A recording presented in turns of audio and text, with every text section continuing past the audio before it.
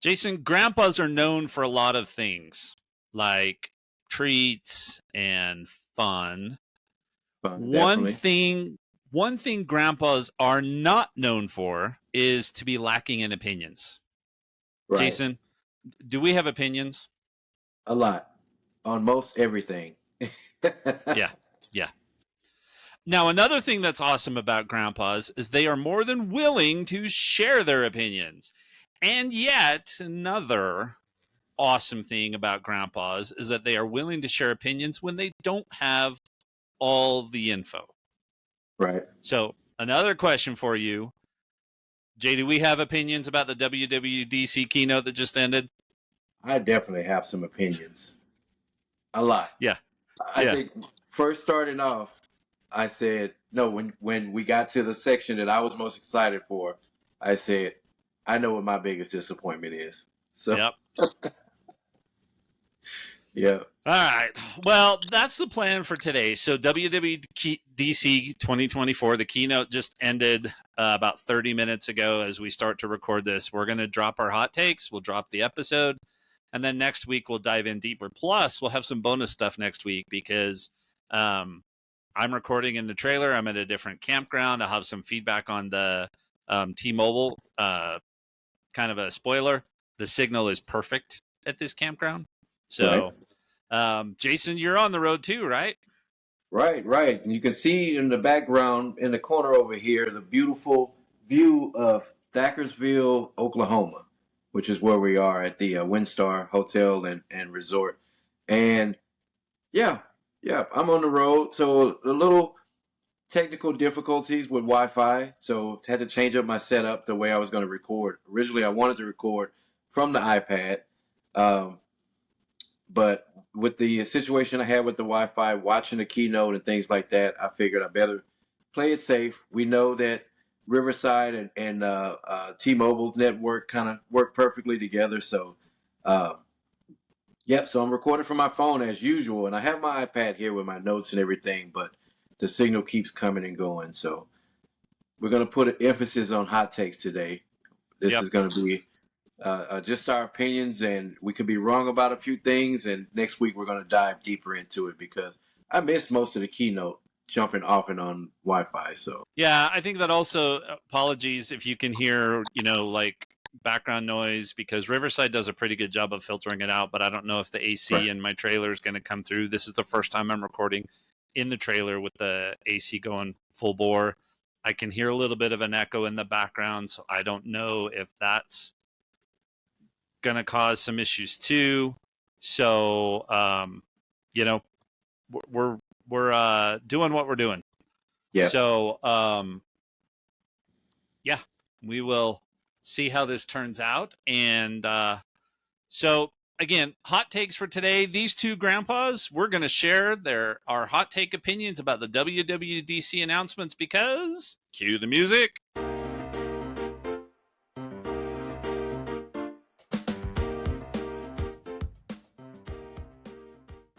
So, welcome to Gadgets for Families, the tech show where you get two tech grandpas sharing their thoughts and opinions about tech and a bunch of other topics. I'm your host, Greg Cunningham. and I'm your host Jay Benjamin. Thank you for joining us today on this special. We call it special because we're not recording on our usual day. We're doing a hot takes about something that we've been looking forward to for months, and yeah, we have our opinions on what AI stands for.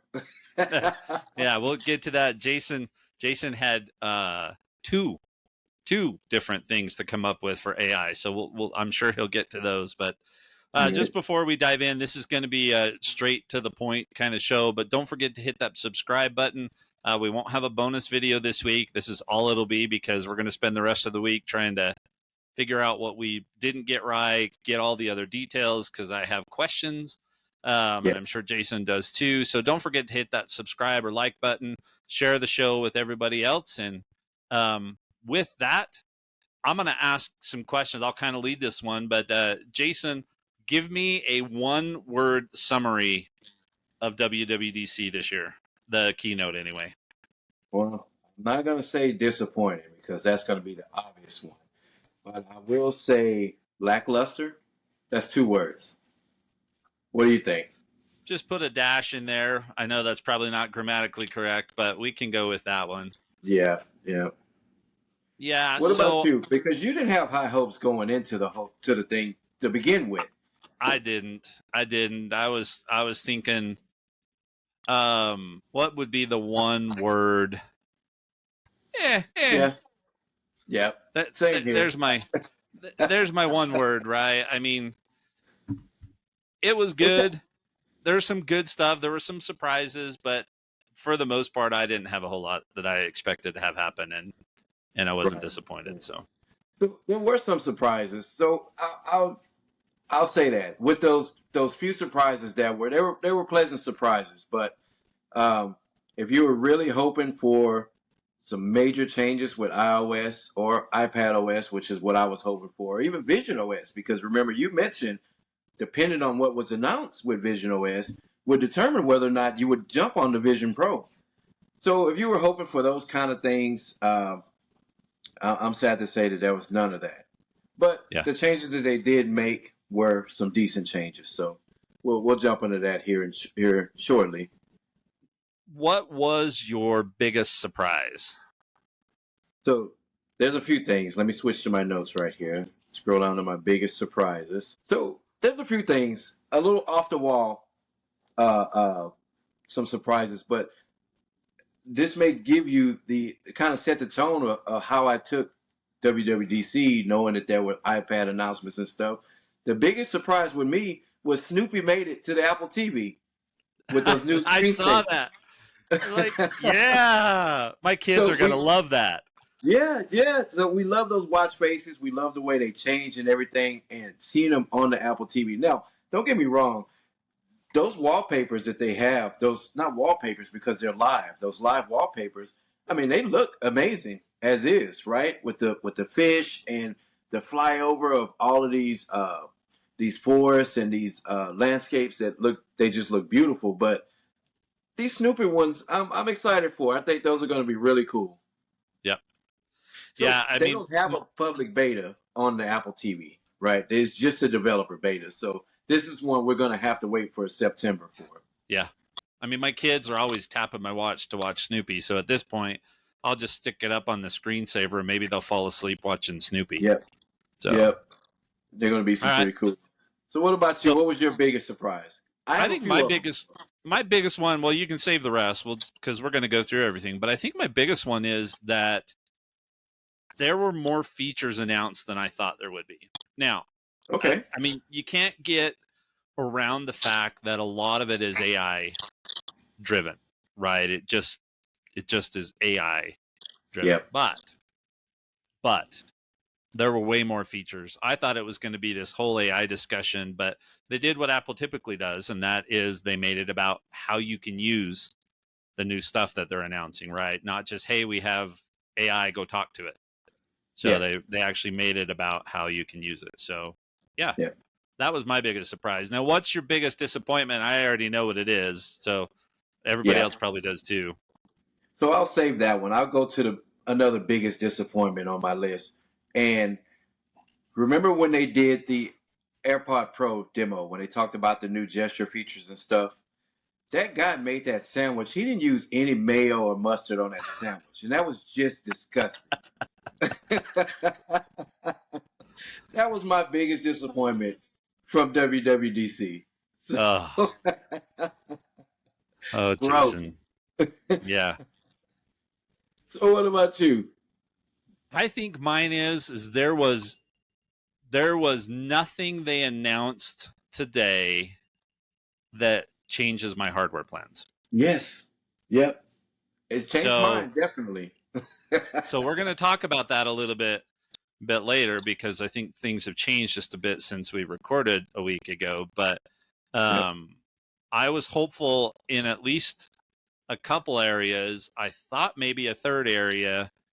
So we'll talk about that here, but it was not. Yes, there were a lot of things they announced, but it just Mhm. was not the leaps forward in any of the areas that I thought maybe I'd get at least one. Okay, so Jason, those were our disappointments and our surprises. So I think let's just follow the format, right? let's just Right. follow the format that Apple went through for the keynote. So let's start with Apple TV Plus. Right. So there was some good updates to it, right? Some good numbers. Not really the numbers that most of us wanted to hear, right? When they talk about subscriber count and stuff like that. Those are the things Netflix and Disney Plus brag about. Of course, Apple Plus doesn't have that to brag about. I'm sure their subscriber numbers, even though it's built into millions of devices, getting people to use that is not really the numbers they want to brag about. So they bragged about what they could, and that was the most original shows, the ratings on those original shows, and things like that. And you and I both agree, nothing goes on Apple TV unless it's polished and Emmy Award ready right out of the gate, right? So when they talk about their TV shows and stuff and their movies, there are no, what do we call, like B films or B level, B grade kind of films and stuff on there. So it's good. And then they talked about the newer movies and stuff that they're adding, which Napoleon, I really want to see. I'm going to watch it on Apple TV Plus. What was the one with Brad Pitt and George Clooney? Wolves or something like that. Yeah.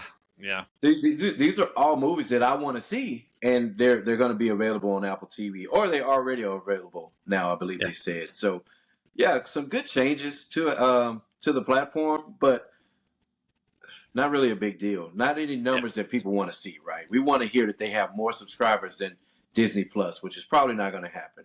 Paramount Plus, which is probably not going to happen, but good on them though for making the changes. What do you think? Yeah, I think there's some interesting stuff in there. So we'll see how it plays out. So speaking of things that not completely interesting, Vision OS. Some of the games that they showed at the beginning looked super fun that I'd like to play. And I didn't realize that they're up to 2,000 apps designed for the Vision Pro, right? So we've got 2,000 apps that have been built for the Vision Pro. But the problem here is I expected like some major leaps forward, big problems that they've been having, that kind of stuff. And unless it just didn't get announced, it's just not there. There was machine learning photos features. The two things that I highlighted, one, that there's some new gestures to get to the home view, and you could roll your hand to get to control center. So that looked pretty cool. The one I think I'd be most interested in is that enhanced resolution and then the wraparound display for your Mac when you're sharing your Mac display into Vision Pro. That's basically will wrap clear around you, right? And it's the equivalent of 2 4K monitors. So that's interesting, but they did say later this year, which tells me also that they said that a whole bunch of times. Not all this stuff is going to release in September, right? We're going to get phased in release of stuff. So they mentioned that too with some Mac OS and some of the AI stuff too, that they said in the coming year, not by fall, which is when they usually deliver everything. Right. I missed most of the Vision Pro announcement, but one thing that I did see and I love, which is that camera, the Canon camera with the lens to film with the spatial video. Remember I told you I was thinking about getting into that and filming some content for it back when we were both talking about getting the Vision Pro. But that's pretty cool. I mean, it's still a DSLR camera. It's still going to be a powerful camera. Not as portable as an iPhone 15 Pro, of course, but I like that. Depending on the quality that it turns out. Creators may want to go that route instead of going all in on the Apple ecosystem. You know what I mean? This will bring in creators that use Android and Samsung phones and things like that, and still be able to bring them into the ecosystem and not have to lock them into purchasing an iPhone to create content. So good move by Apple. Yeah, I mean, in two areas, spatial video and immersive video, they called it pro workflows. Right. They said it's pro workflows. So spatial video with that camera, that Canon camera with Final Cut Pro, and then a new Vimeo app. And then for immersive video, Blackmagic with I can't remember the software. So Blackmagic cameras with the software. So there's a new pro workflow, and that was an area where they said things were coming later. So I think they're really are embracing the video, and they were showing the surgeons and some of that other kind of stuff too. So I think it's good. But I just don't think they're offering enough to justify $3,500 price tag, right? And so the other two things that I put down that they're doing are train support and then tabletop kit. So that's basically the ability for an app to anchor to a flat surface. So like if you had a workstation, like in manufacturing or something, or if you had a board or card game space, right, that you could anchor it to a flat surface. So it just sits on that flat surface. So I thought that was pretty cool. But, and then the other thing, they're announced 8 more countries, China and 2 others coming in, China, Singapore, and somewhere else coming in June, and then the rest of them coming in July, UK and a few others. But, I was waiting to see when I close on my house, is this something that I'm going to, that I'm going to do? And the answer is no. I mean, there's just nothing else here that's going to justify me doing this. I mean, that 4K double 4K display would be kind of nice, but there's just not enough here to justify the $3,500 price tag. Right. So you brought that up. That was another thing on my surprise list, is I didn't know Canada had to wait so long on Apple products. I know they didn't get things like the US. We get everything first, and then they roll out other countries. But wow, they're pushed behind Japan, Singapore. There were some other countries that they're getting even later, right? Yeah. And those guys are literally walking distance from us. So, I was surprised at that they had to wait so long. Yeah, I mean, I'm not sure. It definitely wasn't a demand thing, because they're caught up with the demand at this point. Right. And anybody who really wanted one, I'm almost certain they crossed the border and got it anyway. But to actually buy one at a store there, I didn't realize that they had to wait so long. So pretty surprising, but again, not a huge deal, because anybody that wanted it, they have their hands on it, included in Japan and Singapore and other places. Right. You know what I mean? If they wanted it, they have it already. All right, iOS. This was next on the list.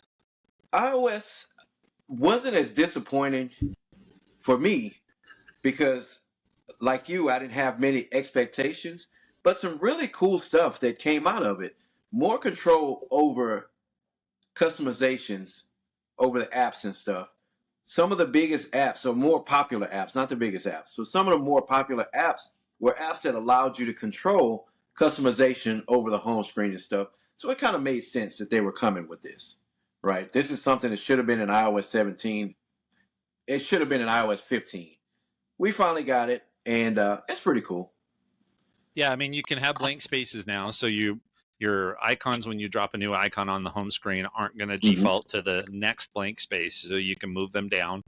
That's pretty cool. And then the dark mode changes, I think, are fantastic, where the app grounds will go into a black. The app backgrounds will go into a black, which is super, super cool. And then to be able to tint them based on, it'll recommend a tint color based on the folder, or based on the photo that's on your wallpaper, or you'll be able to pick any color. So I think those are pretty cool. I think that'll be some pretty neat aesthetics if you want to do something like that. So I think so. It'll make your phone look better. And again, more control is always a good thing. Apple's from the very beginning just notorious for limited control. So anytime they give you more control over something, that's always a good thing. Yeah. This one though was a big deal for me, because I'm a heavy user of Control Center. I've always loved it since they introduced it in, I believe, iOS 15, somewhere around that. We've had it for a few years. It's gotten better and better. And now allowing us to be able to rearrange things in Control Center. Also add pages to scroll through in Control Center. Really cool, really cool. So that's something I got excited for. That was a pleasant change that was kind of right up my alley. I wanted more control over Control Center, and this just gives us more. So, I would have liked to be able to control it from a different position, right? Instead of swiping down from the top, have it pop up from the bottom. I think that would have been cool. maybe some colors and stuff in that too. Which, you know, it's such a minimal menu anyway, right? To so adding colors and different design, you know, design features and stuff to it may not be a big deal to some folks, but it's pretty cool. Do you Yeah, use Control Center a lot, or? I do. Not a ton, but for some key things. What I like here is now you'll be able to group the controls together, so you can have Yeah. your general controls, your music controls, your home controls, and just swipe between those sets. Um, and then I like that they're going to be available from the lock screen, Yes. and that these new controls will be available from the action button too. Yep. That is pretty cool. So one of the things that I use the Control Center, especially on my, well, no, not the Control Center. So when you're swiping over, when they first started the widget thing, they had a slide over kind of widget bar, right? You remember that? Yeah, I on the use that iPad. for, right, on the iPad. I use that for my music and Pandora and a few other widgets that I use. Now that we can include those in the Control Center, I'm just going to move those over to the Control Center because that's how I use it. I use it for that function to be able to control music and certain controls and stuff with the Home app, like certain lights and stuff like that in the home. So adding that into Control Center and being able to rearrange it to the way I want. Um, I hate to say it, but that was a big deal for me, right? I wanted some other bigger features and stuff, but that was a big deal, and I love it. So that was a good idea. Okay, so I mean, then there was some privacy stuff that they talked about. I don't think we need to go in there. Now you can lock an app so it requires Face ID. There's been a little bit of that in the past where you could do that. So people, when you hand your phone to someone that can't get to it, you can Yeah. hide an app in a specific folder that's locked. So, Now you can, if I'm not mistaken, Android users have been doing that for years. At yeah, least I yeah, remember something similar with Android from years ago. So I'm pretty sure the Android users are already on your Reddits and your forums and already saying we were already able to do this years ago. So, and you're going to hear yep, me mention that a lot today when we're doing these hot takes. yeah, Because a lot of stuff that they mention seems like stuff that we were already doing on other platforms. And it's cool yeah. we get to do it, but nothing really creative, nothing really unique. A few things, but yeah, I'm going to mention that a lot. There's some few other things that's going to come up. Yeah. Now, I will say, so this next section is probably the thing. Matter of fact, if I look at my notes, it's the only thing on the iOS platform that I bolded in my formatting, and this is in the Messages app. So tapbacks that are going color, and you can use any emoji or any sticker instead of just that generic thumbs up, thumbs down, haha, whatever. Right. You can schedule a message to send later. That's pretty cool. Yep, I like that. Text formatting, text effects like bouncing, bloom, shake, so you can make a specific word or more than one word do that kind of stuff. I think that's kind of fun. And then the biggest one, so the tapbacks is one I bolded, but the other one that I bolded, and my big question on this that they didn't answer is this going to remain free, is messages via satellite. So Right, I saw that. when you're off grid, to be able to keep sending your messages and use tapbacks, they're end-to-end encrypted. And then they said they're supporting SMS as well. So, I mean, because we've got satellite communication, I just did some traveling where I went through a canyon and had SOS popping up on a regular basis because there's no cell phone service down in this canyon. So, but that's one of my questions: is this going to be free, or is it something that's going to eventually be built into your iCloud subscription? Right? Because when they originally launched the safety stuff, the SOS stuff, they said it was going to be free for 2 years with the purchase of a new phone. Right. This fall, I think it was 14. The 14 was the first one that got it. So this fall, we should be finding out, hey, the 2 years is up. What are they doing with it, right? Are they going to start charging for it, or are they just going to extend it? So I'm curious about that, because there are places that I go when I bike. There are places I go when we drive that, and is this something you have to specifically turn on, or is this something that'll be on by default? So we'll have to try and get those details. This is one of the areas I got excited about, but I have a lot of questions before I really get excited about it. Right. They didn't give much details besides mentioning that it was a new feature. My understanding that there's no MMS messaging over satellite like that. So I'm wondering if this is going to be something similar to, when you have a message fail, it gives you the option to send it as an SMS text message, or will it be like, via satellite or something like that? And it's just going to be a straight text message to whoever you need to get the text message to, and not tap back and Well, emojis and they pictures. said TapAx.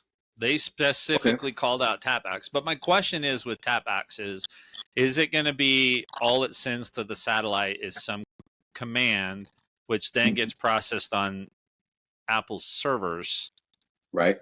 which does it, right? I mean, it could be a text command that does it, so they could have worked that out. But we'll have to follow this and see the details. But I'm excited about this one. So, Yeah, and we'll get these details this week. So remember, folks, the keynote is just a presentation of these features. WWDC is a week-long event. So the developers are there on campus or on, they're at Apple at whatever they're hosting the conference, and they're there. They're going to be in classes all day. They're going to be learning these things, and more of these details are going to come out this week. So we just don't have all of the details to some of these features and how they work yet, but we'll right. have them by next week's show. The next one is one that Jason's going to say, yeah, Google's been doing that forever, which is mail on device categorization. And Yeah. I wrote in my notes essentially Gmail. Yep. And I don't really care about this, maybe because I'm old fashioned. Just the way I handle my mail, I like to see all of my messages, and I'll go through and I'll clear them out. I don't want to have mail from an online retailer pile up for 3 weeks because I'm ignoring it because I don't check that folder enough. Um, I have a handle on how I handle my mail with different mailboxes, right? I have my iCloud.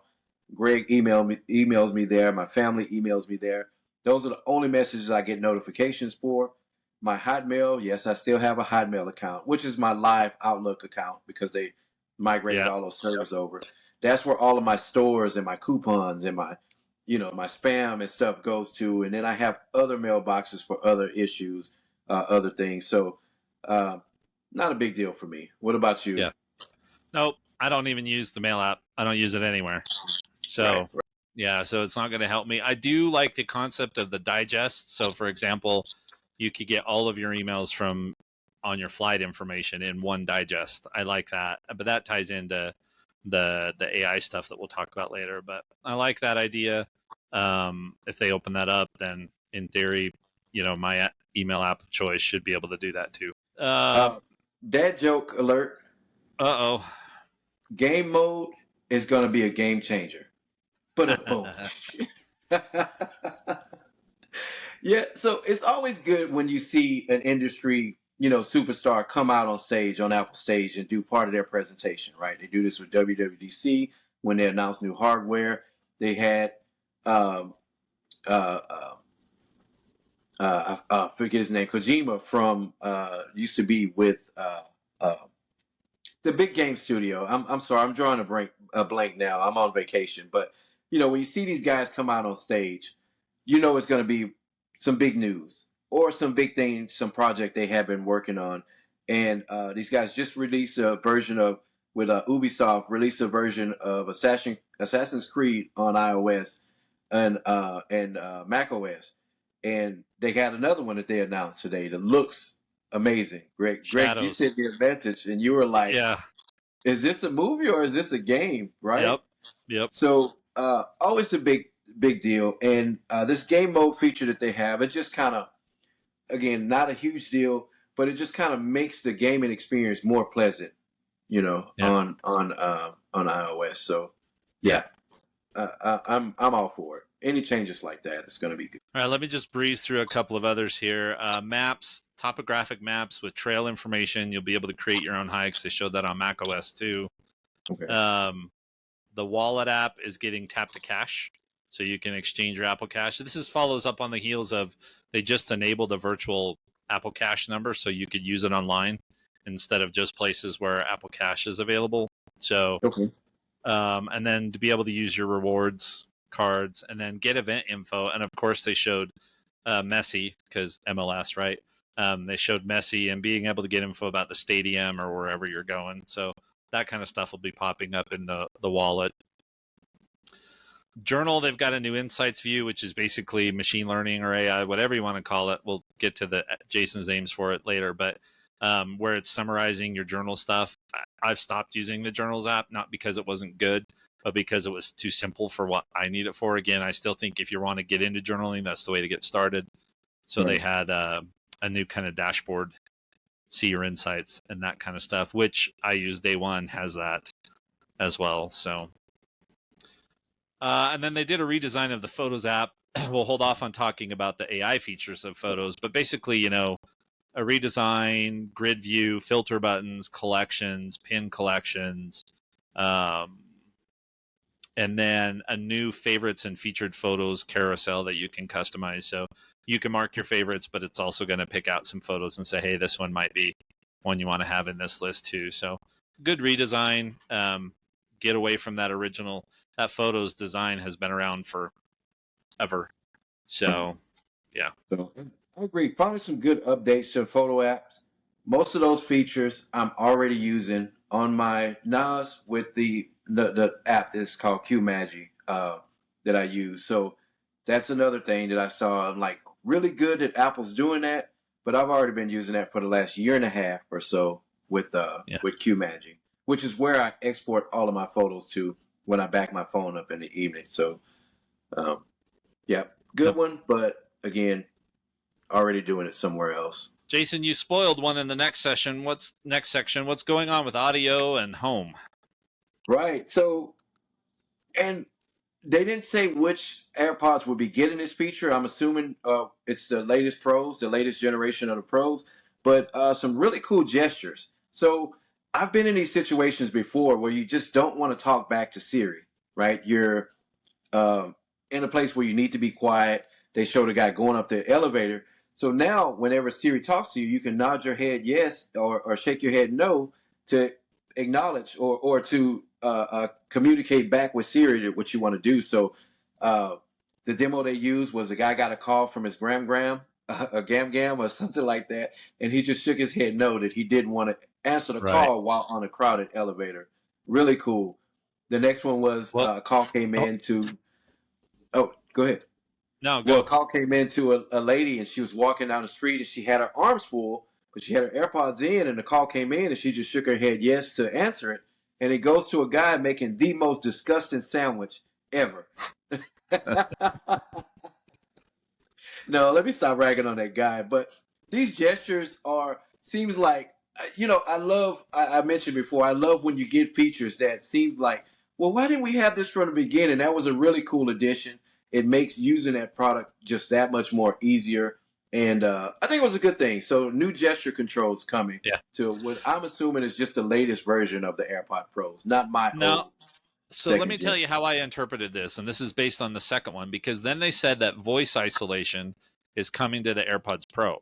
So I think AirPods are also getting the gestures. Now, how far back, how many generations back get them? So I think it'll be more than one, but that's an outstanding question that we'll need to try and answer. Right. But looks good. I think that's a good feature because I've been in that situation where I just don't want to talk back to Siri. And usually I just ignore, because you don't want to respond back. And this time you can either respond back. So really cool. The voice isolation one, I tried voice isolation on my phone. It makes your voice sound robotic. And even in their video, the lady's voice, because she was using voice isolation talking to the guy making the disgusting sandwich, you could hear the robotic tint to her voice. So no. So I believe that was about it for that. You want to talk about WatchOS? Well, you already spoiled the Snoopy screensaver. Just a couple of other things. Insight, swipe down to see show info. This is Amazon Prime X-Ray. That's all it really is. Right. Another one that we were doing somewhere else already on another platform, but Apple has it now. So I do like the smart captions, the idea that if you hit the mute button, the captions will turn on, or if you go back to rewatch something, that the captions will turn on too. So we'll see how that works in principle. And then, of course, the only problem is now I don't have my gorgeous 65-inch 4K TV to be able to Right. see the Snoopy screensaver. So I'm sure my grandkids will enjoy it at their apartment because that's where the TV ended up. So, Yeah. yeah, Watch OS. So, my favorite Apple device still. Watch OS got training mode where it can track your intensity and you can adjust how much effort you feel like you put in. It's going to try and measure it for you, and then it's going to be able to do some analysis and give you an idea. It won't be perfect, but give you an idea if you're maintaining, if you're improving, or if things are getting worse. Right? I mean, it Right. should be able to do all that kind of stuff. So I'm excited about that. Really excited Right. about that one. That is a big deal. I put it. It's a big deal for me too because I hadn't been to the gym in months. When I do go and when I do get into my groove when I'm working out and stuff, I do like to push myself like that. And this is going to help me do that. It's going to help me maintain because I get into those where I'm taking it too easy and I need to keep my heart rate up to a certain level and things. So I'm excited to play around with this and to see where this goes, what this leads to. I do like the idea that you can adjust your activity goals by day of the week, which means finally I can change my calorie burn goals on Mm-hmm. Sunday when I don't work out. I like the idea of this Vitals app where you can get daily health status check-in. You can see your trends. It'll highlight things when you're outside your norms. And if you have multiple areas that are outside your norms, it's going to alert you. Yeah. I think that's good. The idea that they could detect COVID earlier than the test would just by recognizing that your heart rate was starting to increase. And I've actually found that when I start to get sick, I've noticed that Your heart rate increases. yeah, my heart rate increases before I start feeling sick. So yeah. They've got more pregnancy tracking, well past that stage of my life. So they've added live activities and auto adding of widgets. We'll see how that goes. I'm afraid they're going to dump stuff in there that I don't care about. And so auto adding of widgets, live activities, and check-in on smart stacks. And one of the things I like that they put check-in on the Apple Watch now is that you can actually check in like if you were going out for a late night walk or something like that. You could just say, hey, here's my workout. Notify someone when I'm done with my workout. So that looks really cool. Yeah. So one thing that stood out to me was pausing a streak. I broke over a year streak. I mean, it was 390 plus days streak. We had my niece and nephew came over to visit, and we were sitting. I was consistently going out for my evening little jog, and yep, it was a really long streak. And they came over, and we just sat and talked too long, and ended my streak. So being able to pause, days like that would have came in handy a year ago and or a couple of years ago, whenever it was. But yeah, I ruined a pretty decent streak because of not. So having this feature is a good deal. Yeah. They've also put the translation app on the watch, which is great. Yeah. And then the watch faces thing was absolutely horrible. I thought we were going to get, a Star Wars, Disney, Marvel, something property, Snoopy type watch face. Maybe it'll be announced with the new watches in the fall, but Yeah, no I'm real sure. new faces, just ML curation of photos for the watch face and then framing and color based on the photo. I mean, come on. The only thing that's more boring than this is the colors that they pick for their devices nowadays. Yeah. Yeah. So that was a I'm disappointment. with you. I think when they announce, because there's going to be an Ultra 3, I'm sure, and when they announce the next series, that's when they really can show what these new features can do as far as like training, like the load training and announcing new workouts and stuff like that. So I'm sure more detail is coming on. Okay, Jason, here's your baby. Take us through iPad OS. I'll give you 30 seconds. That's about all you'll need. Yeah, that's really all I need. The tab bar customizations, I think is pretty cool, right? There's just it's the little menu at the top that comes up in some apps. You'll be able to customize that. Now, if that's a big deal, it's all downhill from there, right?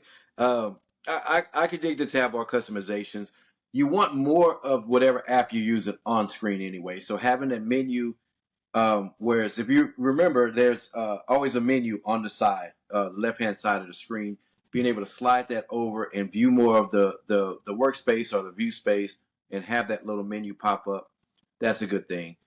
Other than that, there's not much here.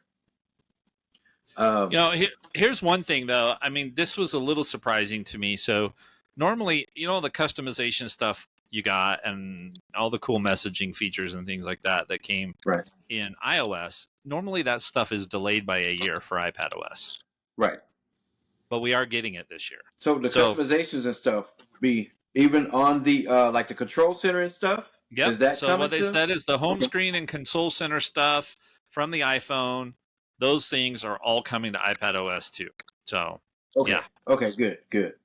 I didn't see that, and that was pretty disappointing. I was pretty frustrated when not seeing it. But then again, remember too, I kept losing signal and it kept dropping and coming. So I'll be able to get more details later. Remote control. This is something we could have used years ago when we were supporting all of these execs and stuff like that. Now the technology wasn't there to be able to support stuff like that. But now you'll be able to request control over someone else's iPad remotely to show them things using SharePlay. Yep. So you'll have more features with SharePlay if you use that. It was a big deal for my son because he uses SharePlay a lot with his buddies from school, and now they'll be able to control each other's iPad, I guess, to do unproductive things.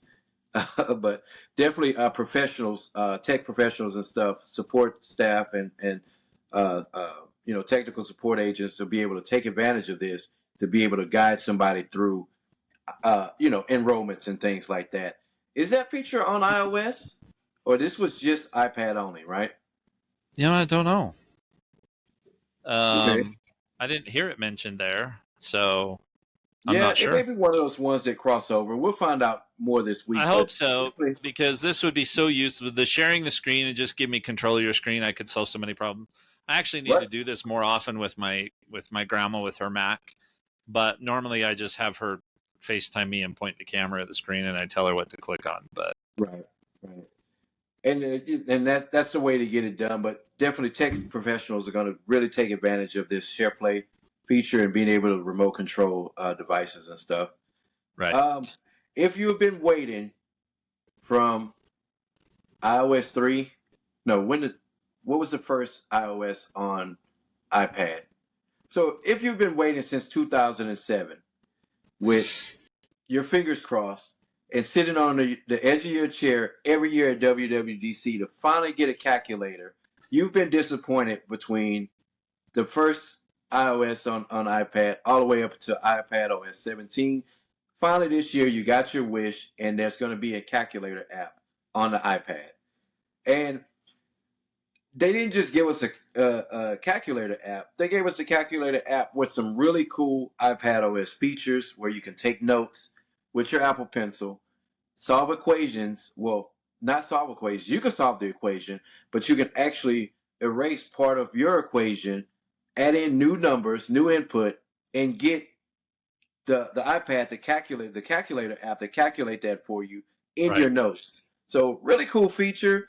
Probably geared towards more college kids, high school level kids, and things like that. I can't see the average person having to use the Notes app on the calculator app on the iPad, but we'll see. Again, Apple finally answered your wish 18 years later and gave you a calculator app on your iPad. Now, what I think is interesting here is it's called Math Notes, and Notes. But it works in the Notes app as well. And it doesn't work in the so it works in both places. So it'll work in the calculator, and you can just write the equations. But then they demoed it in the Notes app because it ties into a feature called Smart Script, which was the one thing I highlighted. This is the only thing I highlighted in iPadOS. I'll get to what that means for me later, but definitely is a reason to have an iPad with a pencil. But the ability to go into Notes and you could put in the calculations. So the demo that she did was table tennis and was adjusting how hard you hit at the angle, the speed of the ball, all that kind of stuff, and generating the answers, but then also she could go in and generate a graph of the arc of the ball if you hit it just right. Okay. And so that was all in the Notes app, which I thought was fantastic. And that's where she was erasing the variables and changing the numbers, and or she'd tap on one and get a display of that, and real time was able to drag the pencil and change the values real time, and it auto adjusted the graph. So all of that part was done in the Notes app, which I thought was just super impressive. And it isn't just the math that they're doing, but it's recognizing your handwriting style, and then it can change type text into your handwriting, and it cleans up your handwriting. So it's a little bit smoother, straighter, and more legible, but it's definitely still your handwriting. Now, the question is, can it clean up my handwriting? That'll be the question. And that's what I put in my notes. I do need that to make my own handwriting more legible because I write terribly. So I do want to play with that. I am hoping that that's going to be a good usable feature too for me. So other than that, on my notes, I know you took more detailed notes because I was really trying to watch. There was nothing else. Nope. With iPad OS. No multiple device support. No. And again, I'm still fingers crossed. I'm hoping more of that comes out this week, right? As the developers dive deeper into iOS, because it has to be more than just these cosmetic and these few kind of niche features that they added. They didn't have, and again, this is just me ranting, but they didn't sell people $2,000 iPads to change their handwriting. They couldn't have. No. They couldn't have.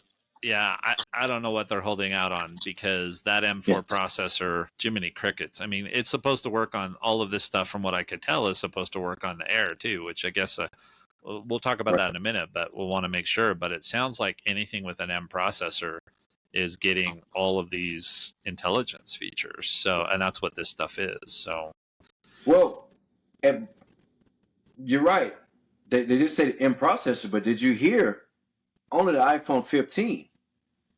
Yeah, they didn't say any other iPhones. She specifically said iPhone 15. Now, I could be wrong. Again, these are hot takes, but well, on the one slide they announced A17 Pro chip, whatever that was, whichever version of the A17 they announced, and then all the M series chips, M1 through M4. So if you've got those chips, you should be getting a bunch of this stuff. But yeah, we got to figure that out. So that's actually an important question: is, are all of these notes and features and stuff going to be available on the iPad Air or the 10th gen? Well, what does the 10th gen have? What chip? Let me look that up real fast, because that's one of the question. 10th gen iPad chip. Oh, let's see. It's only got the A14 Bionic. Okay. Wow, so that is a few years old. Which Apple devices have A17? A17 Pro. Let's see. iPhone 15 Pro and 15 Pro Max models. It's the only ones that have it. So that aligns with what you said. Yeah. That is another insult. Thank you. That is a bummer. That is a bummer. We'll get more details, and we'll report back next week when we dive deeper in. But now we're just going through the hot takes. But wow, that is So a little disappointing there. I will say, so one of the things, so let's jump into macOS, because one of the things I highlighted there is Passwords app. So they're finally breaking the Passwords app out of settings, and that's going to be on all devices. So the phone, on the iPad, everything. So looks really good. I mean, they should have done this a long time ago. They should, because it works really good as its own app, as its own. It works really good. So I do. I agree with you. This should have been done a long time ago, but good they're doing it now. Yeah. The other things I got on there, some of the new continuity features. I do like the idea of being able to mirror your iPhone on your Mac screen. If they allow big letters. Yeah. iPad OS 18 needs that. I need to be able to mirror my iPhone on the iPad. Yep. That needs that feature. Really So cool. I love it. so yeah, if you could get it on the iPad, it would be great. I can get it on the Yeah. Mac. Hopefully you can screen record, because then it would make it so much easier to do some of the tutorial kind of stuff that we've done in the past. So Right. then you can use your trackpad and keyboard on it. So it's almost like Sidecar, right? Yeah. Or almost like what is, it's not Slide Sidecar. over. What is it? Slide over. Slide No, slide over's on just on the iPad.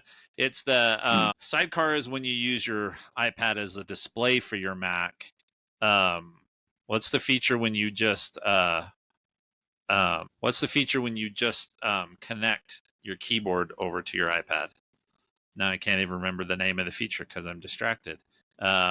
Using Mac keyboard on iPad. Like in Stage Manager? No, it's not Stage Manager. It's they call it something. Universal Control. There you go. Universal Control. Universal Control. Yeah. So it's almost a hybrid between SharePlay and Universal Control, right? So you're actually mirroring your iPhone on your Mac, but you're able to use your keyboard and trackpad on it. So, which I think is great. But it does lean me towards, my iPhone is not the phone that I use the most anyway, or the Apple device I use the most anyway. Am I going to use it even less now? And if they would allow you to mirror it on your iPad, my iPhone could just sit on a charger pretty much all day long, unless I had to go somewhere. So, and this is what I do. Like when I'm in the home, like I'm not with my phone. My iPad is always in my hands or always near me, which is why I get so disappointed when I tell you I get that error whenever I try to make a phone call and it tells me my iCloud account is not the same on the phone. Maybe this is the key to this whole you know how people are saying, I want Mac OS on my iPad, or I want to be able to use the iPad, or maybe this is the key to merging these, is not merging the OSs together, is allowing people to access those OSs through this mirroring thing. So again, I want to be able to mirror my iPhone on my iPad using, like I said, like a little slide over window. I want to be able to view and control my MacBook from my iPad, but I still want iPad OS. Same thing when you're on your MacBook, you can mirror the phone. Well, you will be when you upgrade to upgrade Mac OS, but maybe that's the key to it. Is not merging these OSs together. Is allowing you to be able to access them from Windows, from these other platforms and stuff. Let's go down a rabbit hole here. So I'm assuming that you have to be on the same Wi-Fi network to do this, because usually they do it. I'm sure. Right. That's the way they do it. Yeah. So if they really flesh this out, let's say I get to the point where I can mirror my Mac on my iPad, just really going down a rabbit hole, right? I mean, I know Federico's doing that with that Mac pad he has, right? Using a third-party app. I'm talking about native app functionality. Let's say they make it so that you can do that. Could I then establish a VPN, right, to my home network when I've got my iPad out and about, and have my MacBook sitting somewhere on that home network, VPN into my home network, and then remotely grab my Mac screen on my iPad using native Apple stuff, right? Not having to use third party, install other things. Potentially secure client, iCloud secure or something like that, or private or something. Yeah, I mean, I'm just assuming they're going to say you got to be on the same network, although you don't have to do that. I guess maybe they could run it through the Home Hub, because you don't have to be on the same network to get to your home stuff, right? Maybe they could do it that way. I mean, that's their outlet. I mean, we didn't get virtualized Mac OS here. We didn't get any iPad features that advance it closer to Mac OS. We got none of that. Fine. But it would be really nice if I could leave this super nice MacBook that I have here somewhere and get to it, let's say through the Home Hub, right? Through my Apple TV or my HomePods that are acting as my hubs here. That would be super, super duper cool.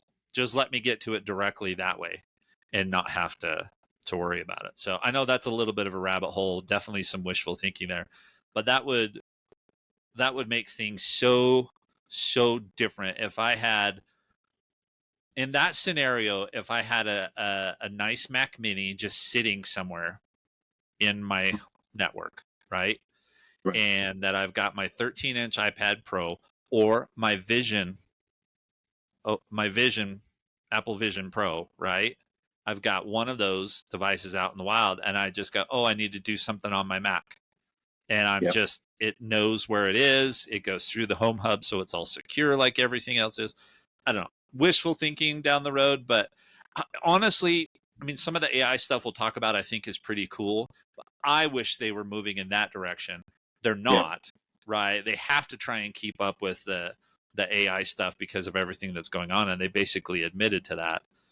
But that would be really, really cool if you could do all of that. Just let me access any of my Apple devices from any other Apple device within reason, right? So I'm talking phone, iPad, Mac, and Vision. Let me access any of those from each other and call it good. Yeah. I'm with you, and that'll be the holdover until we reach that unified Apple operating system that we talked about in 2030 or something like that. But I'm with you. That is, I just don't, man. They seem like they missed an obvious home run with adding mirroring to iPad OS to be able to mirror the phone. So I don't know. I'm sure iPad OS 19 is going to have it, but now we have to wait a whole nother year for that. Well, all right. So just a few other things in macOS. They've got this functionality where if you drag the window to the left side, it'll give you some options of where to put it on the left side. I have an app that does this. It's called Magnet. It's a system, not system tray, but the little menu bar kind of app. I can click on the window and then I can put it at the left half of the screen, right half, left third, middle third, top, bottom, blah, blah, blah, blah, blah. So basically they just Sherlock that. I mean, come on, you should have been doing this forever ago on the Mac. I'm going to tell you when we should have been doing that. Windows Vista had a feature like that. Yeah. You remember we could drag the Internet Explorer worst window operating system in the world, Windows Vista, had a feature like that.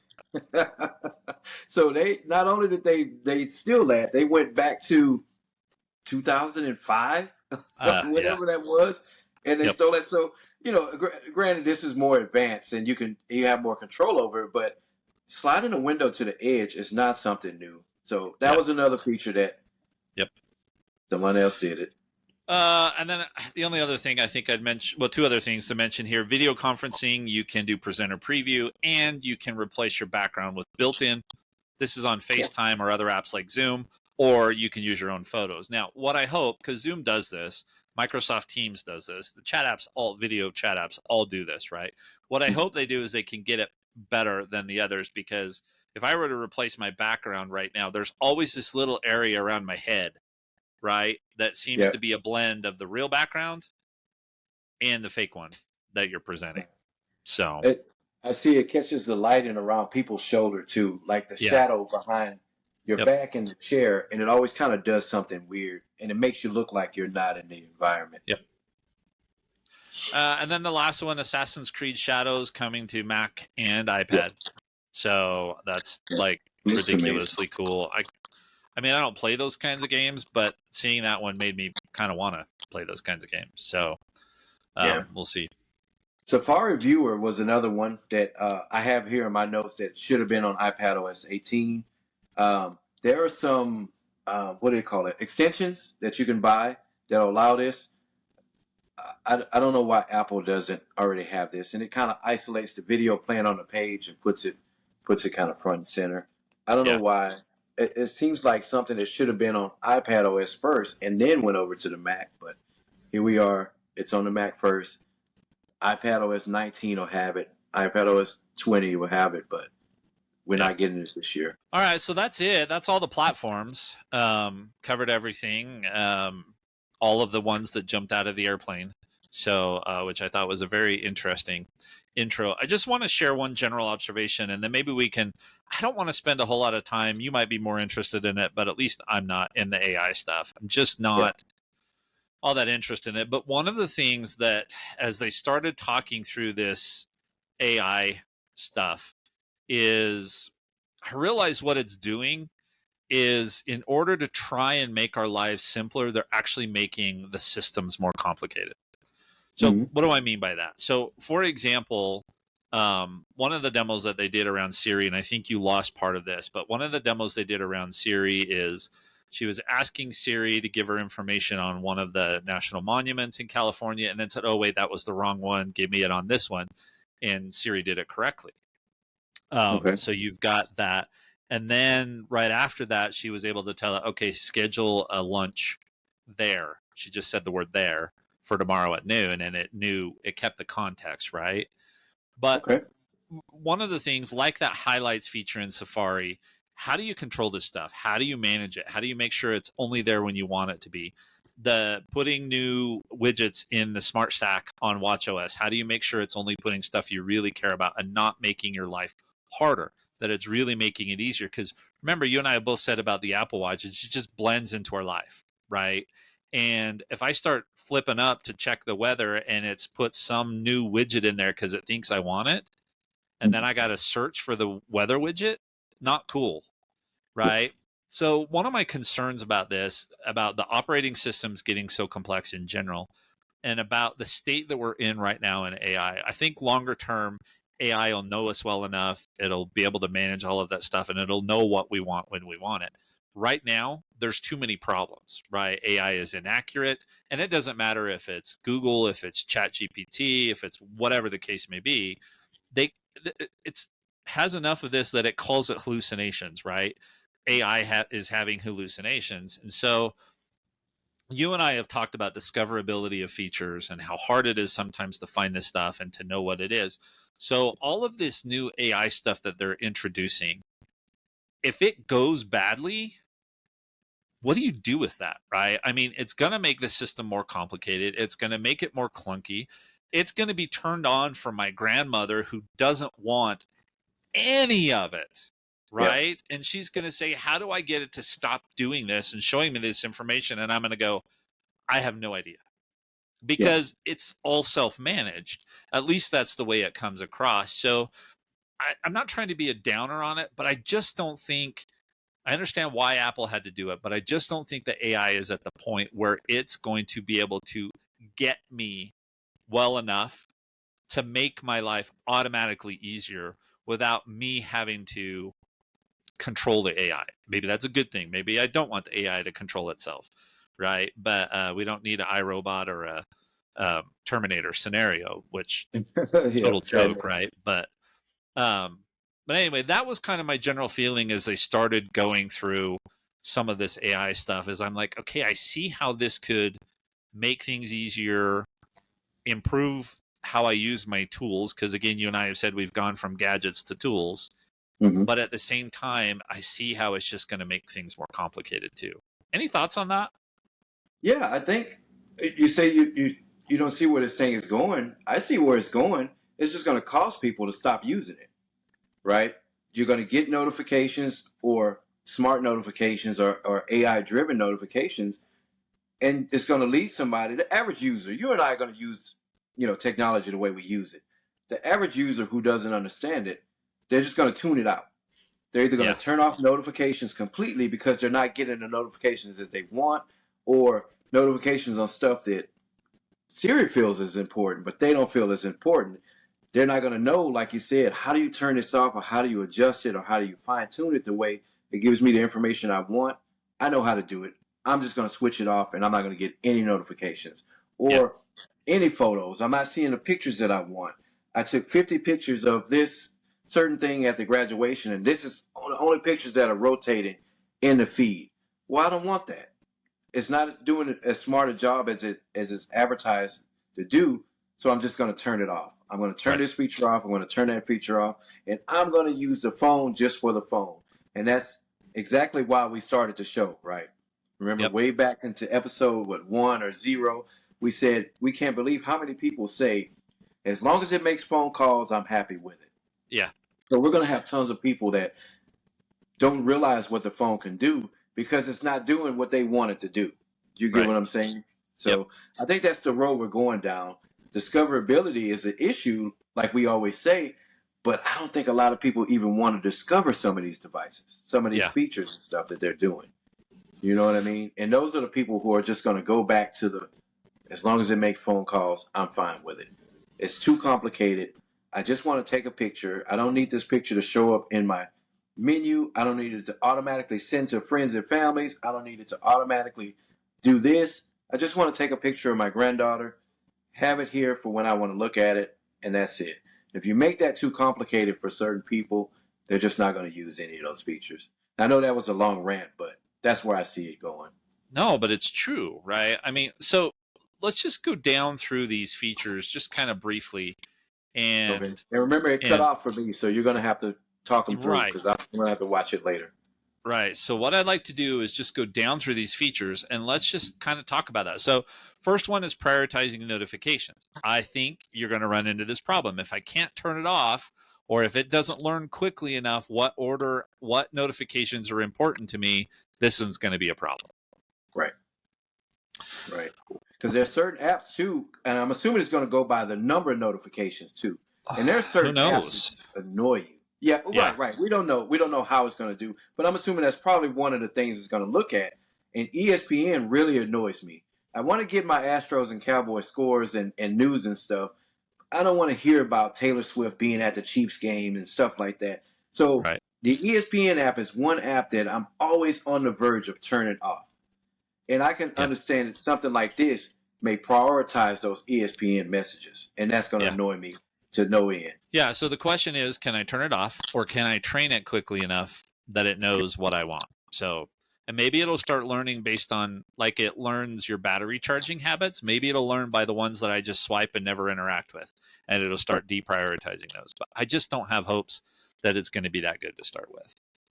The next one, writing tools, where you can take a section of content that you've written, have it be rewritten, proofread, or summarized for you. I think this is a good example of this kind of stuff because you have to invoke it, right? It doesn't automatically do it. You highlight the text and you click on it and you say, give me a summary of this. And this is good for me because when I prepare presentations and stuff, I can do, slides to the nth degree. And usually executives only pay attention to one. So that'll be good, but you can invoke it, right? And you don't have to worry about it just going in and doing it, which is something it appears that it's going to do with notifications. So I'm okay with that one. Creating original images. So the one example they use on here, if you get the notification in a chat with somebody that it's their birthday today, instead of just sending happy birthday with the emoji or, the balloons or whatever, that you can actually go in and create a custom image and it'll pull their contact photo of them or a photo of them that you have or their memoji and put a birthday cake in front of them with balloons around it and you can send them that. That I think is super, super cool. I like that idea. And the other one that they did is it says if you send something to your mother that says you're my hero, it'll suggest and take a picture of your mom that you have, or again, the contact photo, and put a superhero cape on that photo that you can send to her. I think that's kind of cool. Yeah. So I think so. I don't know if they said. Remember when we did a little rumor roundup, and Apple was looking to partner with several companies to power this AI thing, and Google was one of them. I'm leaning towards. I don't know if they announced it, that was the actual partnership or whatever, but I'm leaning towards Google because they have a whole ad campaign behind this whole creating these custom photos and stuff like that. I saw several commercials or several ads that they talked about with this Google AI that allowed you to create custom photos and stuff like that. So again, nothing new. And again, they're working with Google on this. So I'm not saying they stole it from Google, but I'm thinking that this is the company that that's powering their Apple's AI, Apple Intelligence, that they call it. Yeah, and so I'll skip down a couple of sections. They did a whole thing on images and stuff like that, and it's not just about. They called it Genmoji because, of course, they had to brand it, right? So what it is basically is that you can provide a description. So alligator in a rainbow shirt surfing on a surfboard, and it'll create an emoji based on that. But it can also take who you're talking to and pull in their pictures and incorporate that in there. And Then they've actually got a dedicated app, as well as they're integrating what they call Image Playground into Messages, and they'll have an app for this. But you can put like 5 themes, so it could be cat, hat, party, lake, let's say, and it'll generate an image based on that. And then they've got illustration, they've got sketch, and they've got one other type. So anyway, they've got a bunch of stuff, and they'll generate a few of those for you, and you can swipe through and pick them. So I think that's pretty cool.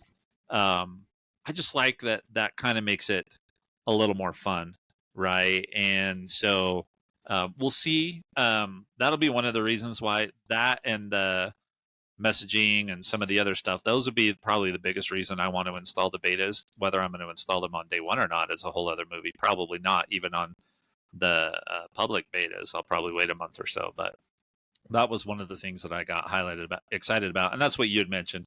That really feels like a Google thing, but they did not announce that it was Google.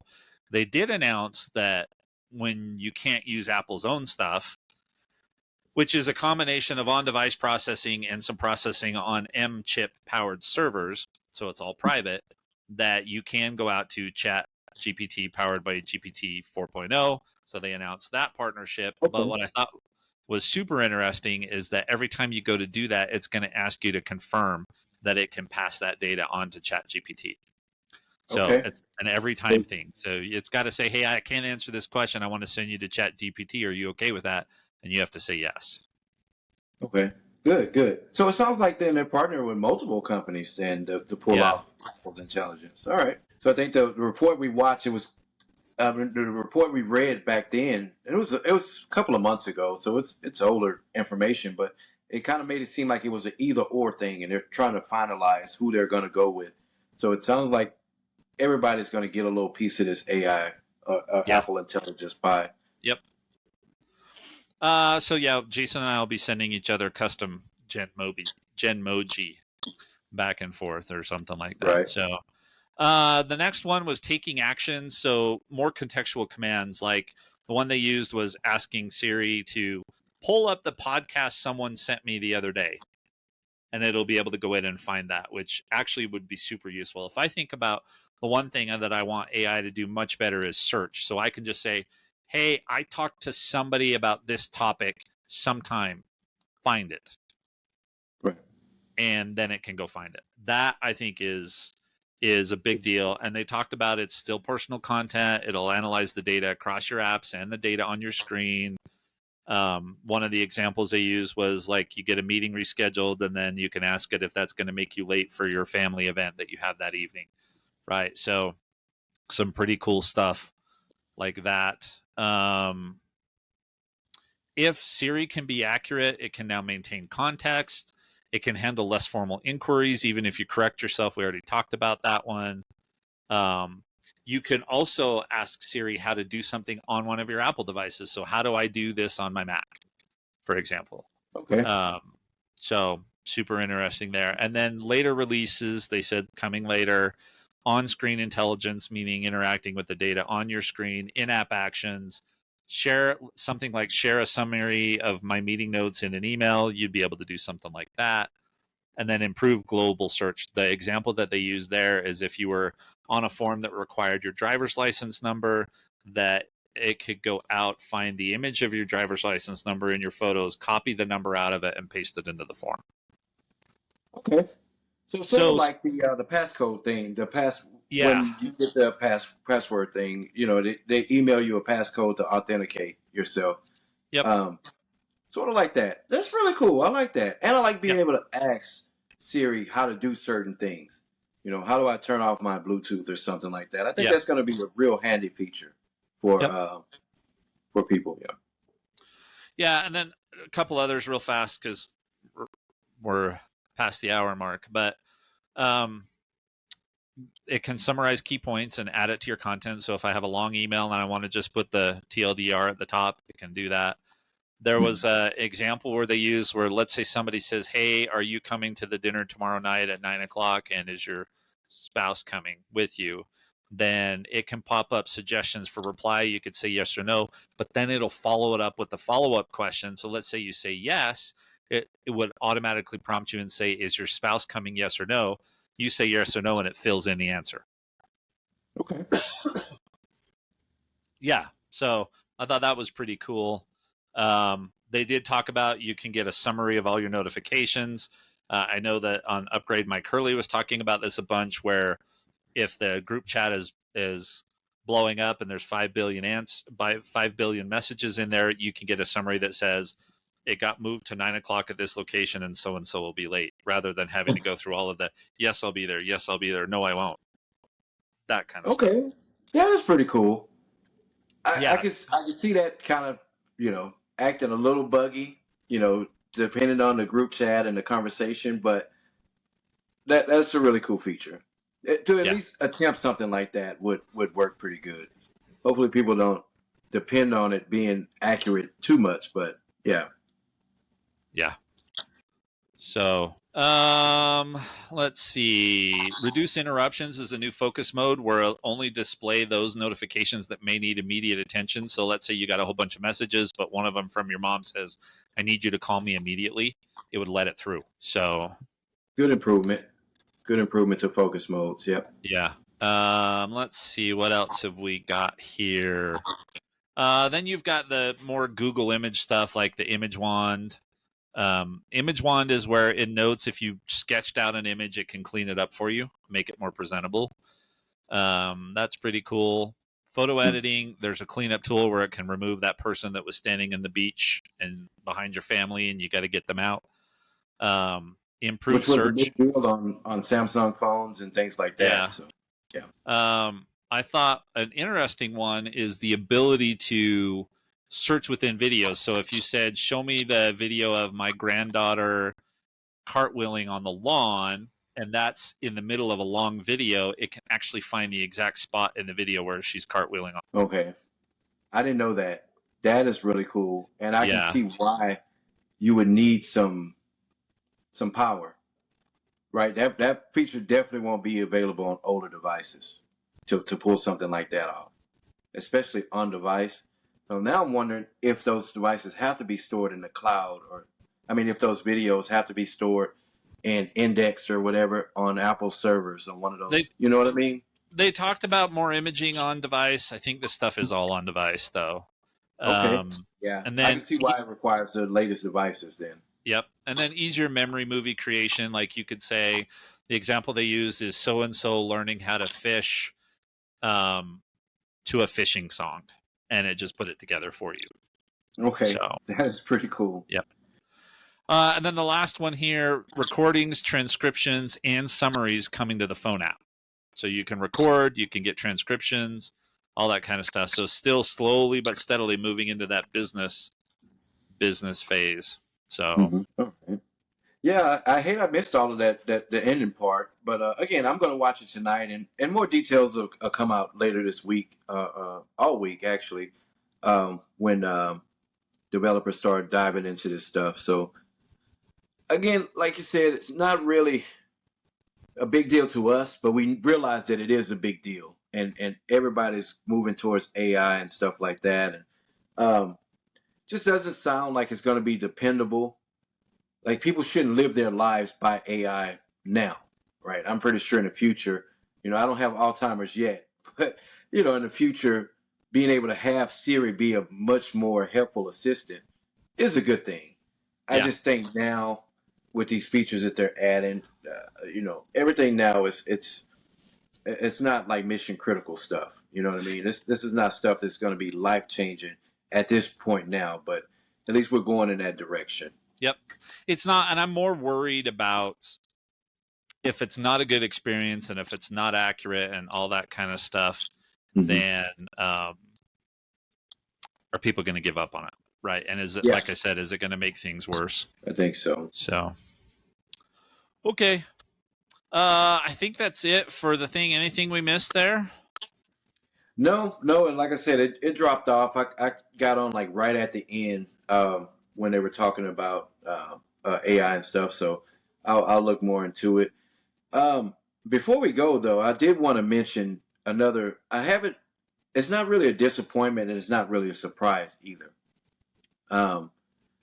Remember, it was a big deal back when we were watching the construction and stuff of the Apple campus, the mothership, as it was called, as far as rumors and stuff go. And the Steve Jobs Theater was a big deal, right? It's right in the center. It's underground. It's a beautiful theater. It had the area with the what do they call that? Just the top part where all of the people would congregate and stuff before they would go Right. into the theater and stuff. They hadn't used that in years. So I'm wondering, like, what was the deal with that? That was a big deal because it was supposed to take WWDC from, what was it, the theater in San Francisco and all of the theater spaces that they had to lease out for all of these announcements and stuff and put them in Apple campus, right? So now Tim Jobs has filmed more videos. Tim Jobs. Tim Nice. Cook. Tim Cook has filmed more videos standing on the roof than he has in Steve Jobs Theater. So I'm wondering what's the deal with that, right? Doesn't that seem weird? No, I think pandemic just threw it all off, right? I think the idea was they would have all their events in that theater and then Yep. the hands-on area in that other part of it that you were just talking about. And now they've just, I think, if you listen to Alex Lindsay, who was on MacBreak Weekly, right? He is big into this production kind of stuff. And he said the whole world has kind of gone this direction where they've gone away from these big, massive live events and are now just doing stuff in a much smaller context. I think they still use the Steve Jobs stuff for some of the smaller things that they do. But like if they do a small press event in California and one in New York and one in London, they may use it for that kind of stuff. But I think with WWDC, it's developers. There's like 1,500 developers plus all the press that they invite. So they probably don't all fit in the Steve Jobs Theater, and that hands-on area would be ridiculously crowded. So I think that's why they use that. From what I understand, they continue to use that Rainbow Theater in the middle of the campus, right? And then the hands-on area is in the cafe or that space that's behind it. So okay. Yeah, I just thought it was weird. I just, it's kind of disappointing not to, I always look forward to seeing more of that place. And like even when Federighi's stunt double was running down the stairs and stuff, and we got to see a little more. I always want to see a little more of that campus. And the same thing with the theater. I always want to see a little more of that theater, and we hadn't seen it in. It's been a few years since they had. And like you said, the pandemic threw a lot of stuff off. It was pre-pandemic, the last keynote that we saw there, but yeah, I just thought that was weird. So not a disappointment, not a surprise, but I just figured it stood out to me that here we are watching another event not held in this theater. That was a big deal when they were constructing the campus, Well, I got to wonder if they knew the pandemic was coming, would they have spent the $1 billion+ right? Because to build the theater? Another thing too. They spent so much money on that to save money with leasing theater spaces and different things for events. Yeah. And now they're back to spending it. Well, that whole campus, right? I mean, if you know the pandemic's coming, do you build a campus that big? Period. End of story. Because there's a commercial real estate reckoning coming with all of these buildings that are empty. Now, I know a lot of companies are pushing for people to go back into the office, but we'll see what direction that goes. So. Right. All right. So, Jason, does this change? We talked last time about plans for stuff we're going to buy in the future. How does what we saw today change your plans, if at all? Right. So I talked about, remember, I'm not sure if I'm going to go with an iPhone 16 this year, unless the colors are, spectacular. The form factor is something that I agree with. So in the very least, I may get my hands on one of those Canon cameras with the lens for spatial video and stuff. So that's one change. Another change is, and we're just talking $400, right? But it was $400 directly out of my pocket that wasn't included in my iPad budget, along with a little more of the difference I had to pay. But I'm actually thinking about returning this 1 TB iPad. Are you still in the window? Yes, I'm still in the window. But I'm thinking about taking this back, getting a 512, and going ahead and getting the keyboard or some other accessory that that could nothing that they announced justifies having this much power. You know what I mean? We always talked about driving the Lamborghini to the hardware store. This vehicle that I have, I just don't need all of this power to get the job that I need done. So Yeah. not quite Air. I don't want the iPad Air. I definitely want to stay 13-inch, but I just don't need the extra cores. I don't need the extra power. Yeah. And that $400 again, not a huge deal, but I mentioned before we started recording that, you know, having a separate keyboard, and I've still got my Surface Pro keyboard that I'm using with the iPad, and it's sitting on a picture frame holder, and I have the stand. I want to pack lighter with my tech when I'm traveling, and yeah, that $400 can be used on something else instead of useless power. So that definitely changed. Vision Pro, I think I decided a while back that I wasn't going to go that route anyway. Yeah. So this changed a few things for me. Big disappointment with iPad OS, and yeah, it changed a few things. You, on the other hand, we talked before about the changes that you have to make to be more productive in your smaller space. So I'm still thinking, for you, my recommendation is iPad Air, 13-inch. Keep your MacBook Pro, and I still would like to see you maybe get that Vision Pro, even though I know you said nothing announced justifies you paying that $3,500. But just, you know, with your confined space and you're not confined space, your limited space and the work environment and stuff that you're going to be working with. What are you thinking though now after WWDC? Yeah, so not even after WWDC, but I had already settled down in. So I got 3 iPads I got to deal with. So my wife is still on a 2nd gen iPad Pro, 11-inch, Yeah. and the trade-in value is still really good, $330 on that thing. Yeah, which was surprising. Yeah.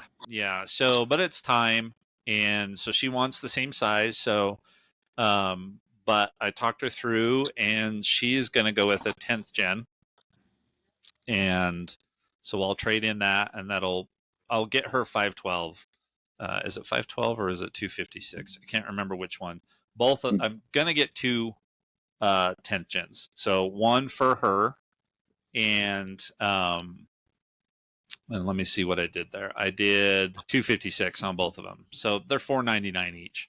So we'll trade in hers there, and that gives her a brand new. You know, it's not brand new; it's 10th gen. So okay, it's a couple years. You know, or a couple. Yeah. You know what I mean. But for her, it'll be fine because all she does is watch video. It's going to be a big improvement over the iPad Pro. She watches video and she surfs social media and plays a few games and reads on it. So perfect, right? Yeah. And then our youngest and her and I agree on the best color. Yeah, she's going yellow. Although she is going with it's a mint green case. I think we found one for her. So. Okay. But she almost went with the yellow case, but she went with the mint green. And then our youngest grandson has my mom, who passed away last year, has her iPad that only runs iOS 12. And so it can't run Disney Plus. It just lost YouTube. So that one doesn't have any trade-in value. So I'll have Apple recycle that one. And then just because it's so old, I can't run stuff on it. So, and then we will get another 10th gen and give that to the oldest grandkid who took my mini and my Apple Pencil and started coloring and was just going to town. She was so excited. So we're going to get her the 10th gen and a stylus pencil, the one you recommended most likely for her, because she doesn't need the Pro one for what she's doing. And and then this is what you do when you're a grandpa. The boys, because I don't want them to feel like they're being left out, we're buying brand new cases for the other 2, and I'll just give all 3 of them the new iPads in the cases at the same time, and all 3 of them are going to think they got brand new iPads. Right. Good move. Yeah, that is a pro grandpa tip right there. Pro tip for grandpa. Yeah. Really good move. I like that. Yeah. So don't recycle that. Don't recycle that old iPad either. All right, I'll hold on to it. There's gonna be some digital picture frame things I'm going to send you to All right. repurpose that. Okay. Because it is And still a then, perfect digital frame. The big screen, the 10-inch screen on there, or 9.7-inch screen yeah, it's on just there. one more thing to charge and have to plug in a limited Yeah. space. No, I'm going to show you. I'm going to show you some things. Okay. All right. All right. And then for me, the debate was the 13-inch, and I was going with the 13 Pro with the 1 TB. But I think I'm going with the 13-inch Air 512. Okay. And I think I'm going with Starlight because I don't like any of the colors. They're horrible on the Air. They're bad. Like you I can agree. barely tell there's color there. So I might as well go on with the one that's going to have the least amount of color, and then I'll get a case or a skin. Yeah. Yeah. I'm gonna get the Apple Pencil Pro. Okay. And then I think I might end up going with the ESR keyboard that I sent you a link to on Amazon. Bridge, I really want the Bridge one, but they don't have it for the 13-inch yet. And I don't know how long I want to wait. So Yeah. we'll see. I'm not going to order anything until mid to late next week. So we'll see if they've announced anything by then. So, yeah, that's the iPad stuff. That's all going to happen this month. Probably in between this camping trip and the next one. Okay. So we'll get that done. And then I don't think I'll be going to the iPhone 16. There'll have to be something that is Right. pretty over the top for me to want to go to the 16. And then I probably am going to go with the new watch, just because, last year was the first year I didn't upgrade, and I want the additional power for the on-device processing, and I want the auto tap stuff that came to the Ultra 2. The pinching gestures. Yeah. I mean, I can do the pinch stuff, but I want the auto version of the pinch stuff, right? Right. So not through the what do you call it? Yeah. The accessibility. Accessibility. That's it. Yeah. Yep. So yeah, I mean, what we'll do is I'm not gonna go with the higher end iPad, so that's gonna save me almost $1,000. Right. And I'll go with the watch and not go with the phone, and that's a pretty significant difference from 2 months ago what I was thinking I was going to do. Yeah. Yeah. You were thinking about going Pro. You were probably thinking about going 1 terabyte too, and yeah.